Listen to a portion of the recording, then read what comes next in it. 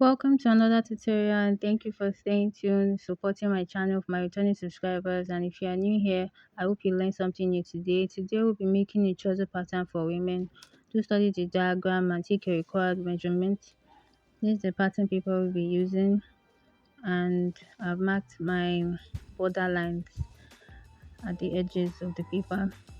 I'll place my tape rule like this, minusing 1.5 inch for my trouser band. From there, I'll take my measurements. For my hip depth is I'll be using 8.5 for this. Now mark across and connect.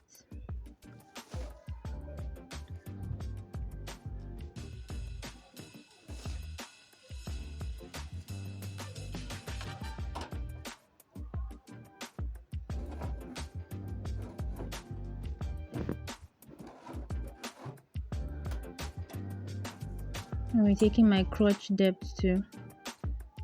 This is where you're going to take your thigh measurement. So your crotch depth for this is 10.5. Mark across and connect.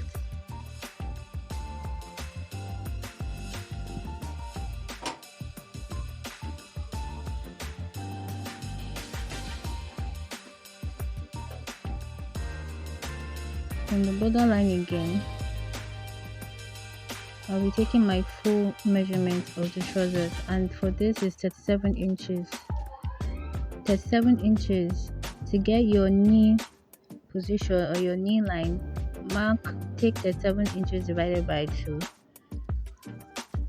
Whatever you get, which is 18.5, minus 1 from it.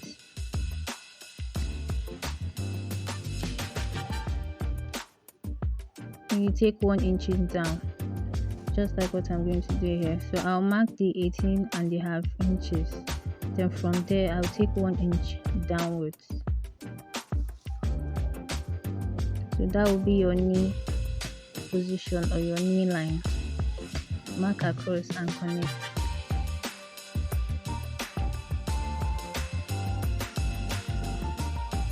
I was trying to make it equal here.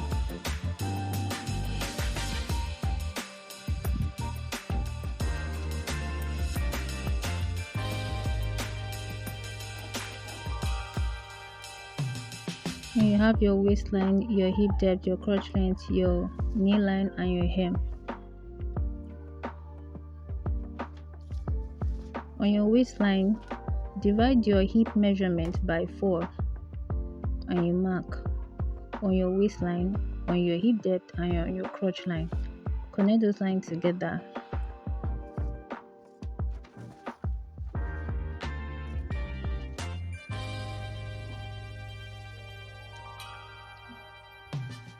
On your crotch line, your thigh measurement or your thigh circumference divided by 2, you mark it and you add 2 inches allowance or 5 centimeter allowance.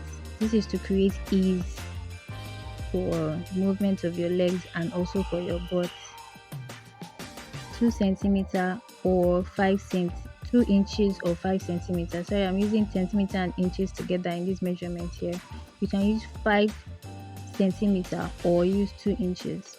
So on the waistline, I took 1 centimeter inwards and I connected the line back to the center front, and I connected these lines together using a curve.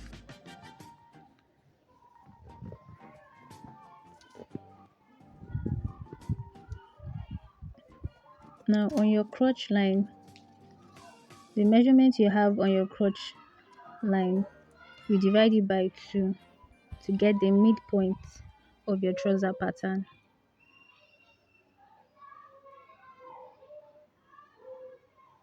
Whatever you get there, you mark the same position, you mark the same measurement on your knee line and also on your hemline. This is to create balance for your trouser pattern. Also mark it on your hemline too, like so, and connect the lines together. The measurement for this trouser pattern is not for a stretchy fabric. It's actually for an Ankara material, so the material is not stretchy. So the measurements were a little bit loose not fitted measurement. Now for the circumference of the knee, is 15. So I divide 15 by 4. So you mark whatever you get, which is 3.5 at both sides.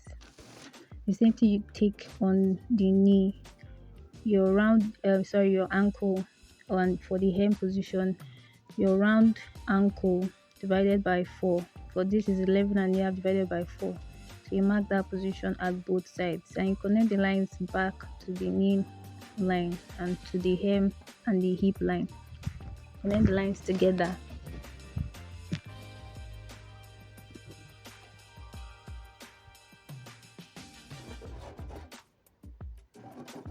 If you want a loose fit or like a palazzo effect of trousers, once you get your crotch position and your thigh measurements, whatever measurement you have on your crotch line, you repeat that measurement on your hem line and also on the knee line. That will create a palazzo effect. But this trouser is a little bit fitted, not too fitted, but a little bit fitted.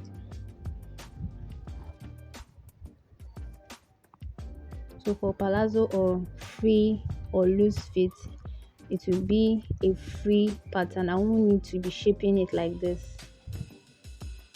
Connect the lines of the inner seam leg like so. And to create a slight curve, if you don't have a long French curve, just take 1 centimeter inwards or 0.5 centimeter inwards. And I'm using a boning here, so I just connected the lines together. I just create a slight curve from there.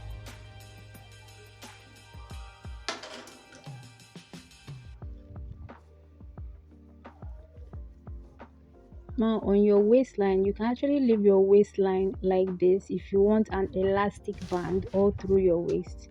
But if you want a fitted band, the one that has button and zip flyer, you have to shape in it. So all you do is your waist circumference divided by 4. Then you add 2.5 inches for that allowance and seam allowance. But my own allowance here on this pattern is small, so it's not enough because the waist is 34. So the allowance left there is small, so I just removed ½ inch from it just to show you how to shape in a waist if you want a fitted waist. Or if you want an elastic waist, just leave it like this. But for a fitted waist, you leave it like this.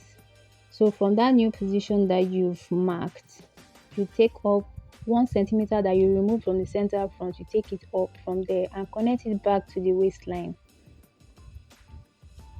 This is because your waist is not straight, your waist is actually curved. It's just the same effect you do on your skirt pattern. That's what you do here. Just create a slight curve for your waist because your waist is actually curvy. So on that new line now, you mark it and divide it by 2 to get your midpoint. Your midpoint will now be the new position for your dart. You take your dart measurement from there, take down 3.5 measurement, 3.5 inches for the dart measurement. I use 1 centimeter at both sides. This is because there was no allowance on my pattern anymore, so which is okay. But you can use 0.5 inches if you want. I use 1 centimeter at both sides. So your front pattern for your trousers is ready.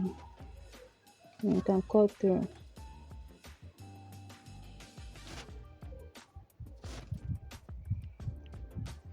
I hope you understand from this point. If you don't understand, please do ask questions at the comment section below. Thank you very much.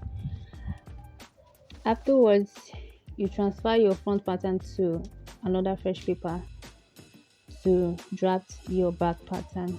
Now on the inner side, on the inner leg of the pattern, mark 2 centimeters from the hem to the knee line, like so upwards. 2 inches, not 2 centimeters, 2 inches. I'm using centimeters and inches together, 2 inches upward. You can decide to use 3 inches or 2.5 if you want more room. I'm using 2 inches for mine.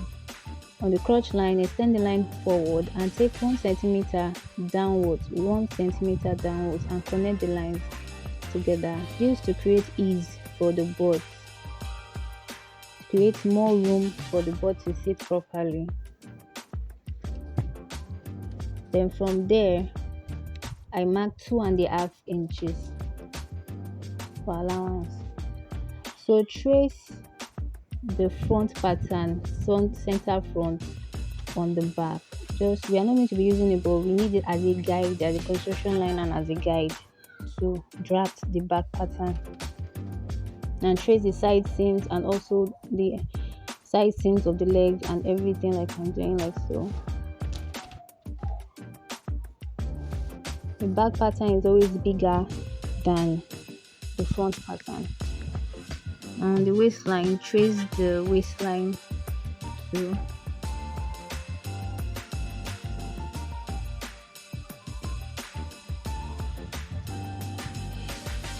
There are various methods to draft back pattern. This is another method.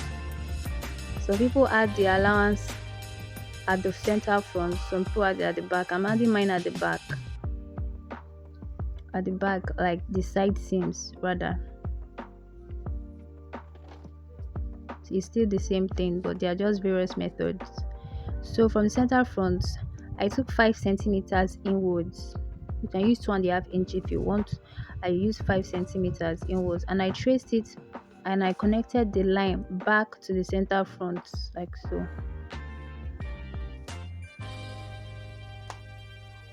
So from that new line, I took 2 centimeters upward, 2 centimeters upward, or you use 1 inch upward if you like. 2 centimeters upward or 1 inch upward. The 5 centimeters I took from the front, I put it back at the side seam like so. Then add your dart allowance and your seam allowance.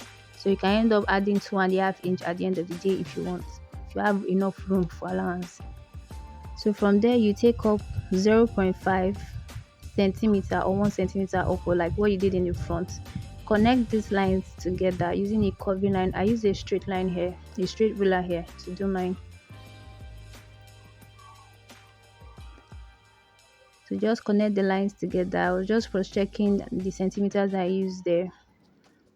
You can use 1 inch if you want. I use 2 centimeters. Connect the lines together.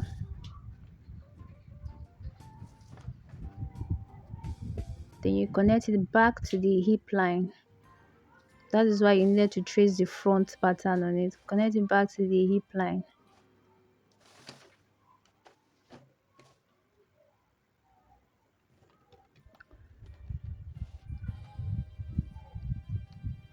I added 0.5 centimeter.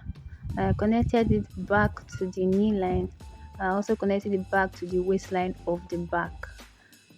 This is just to create ease and enough room for the board to sit properly. You can use a curvy ruler for this part. I just decided to connect the lines with a straight line. So for the crotch line for the back, connect the lines together like so. You can use your curvy ruler or you can use your free hand. Connect the lines back together using a curvy line.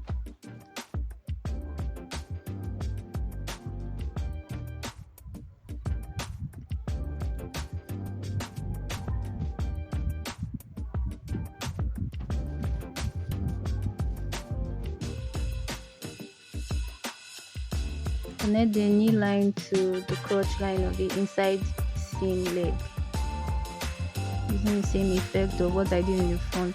Create that curvy slant line.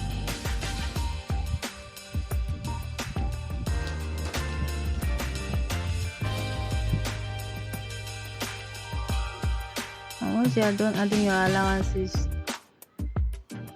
you are through with the back. And please do not forget to add your dart position at the back too, and cut through, and you are done with the back.